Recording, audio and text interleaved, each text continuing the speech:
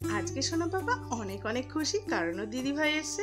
আর এদিকে এসে দেখো দিদিভাই এসে ওকে খাওয়াতে লেগে গেছে।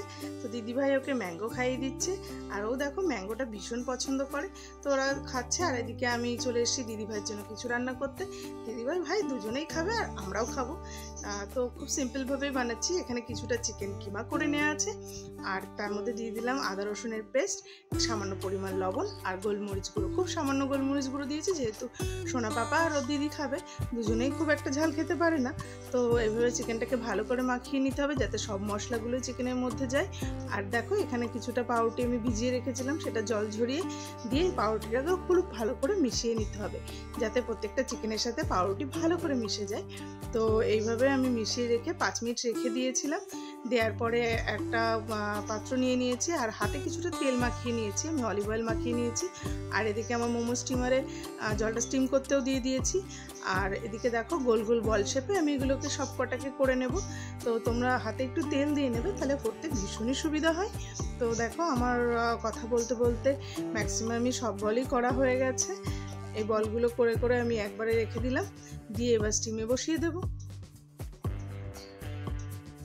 দেখো এখানে আমার মোমোগুলো স্টিমে বসানো হয়ে গেছে।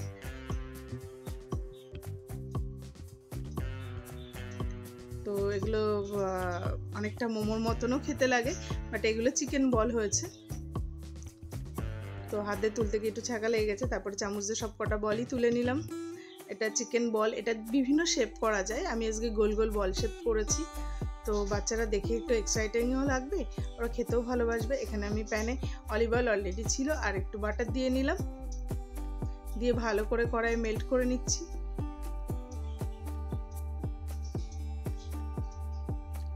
তো এখানে দেখো চিকেন বলগুলো আমি সবকটা সাজিয়ে নিচ্ছি ভালো করে।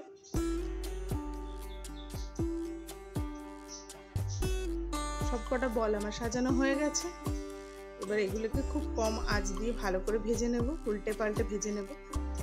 এটা বাচ্চাদের জন্য হলে কোনো মশলা দেওয়ার দরকার নেই, আর নিজেরা খেলে এর মধ্যে একটু চিলি ফ্লেক্স আর একটু অরিগ্যানো দেবেন, ভীষণ ভালো টেস্ট হয়। তো দেখো কথা বলতে বলতে আমার ভাজাও হয়ে গেছে। এবার দেখি দিদি ভাই আর ভাইয়ের রিয়াকশন কেমন হয়। তো এখানে প্লেটটা সাজিয়েছি, দেখো কত সুন্দর দেখতে হয়েছে। আর এদিকে দেখো দিদি ভাই না, ওর সাথে ক্রিয়াংশের পাপাও বসে পড়েছে।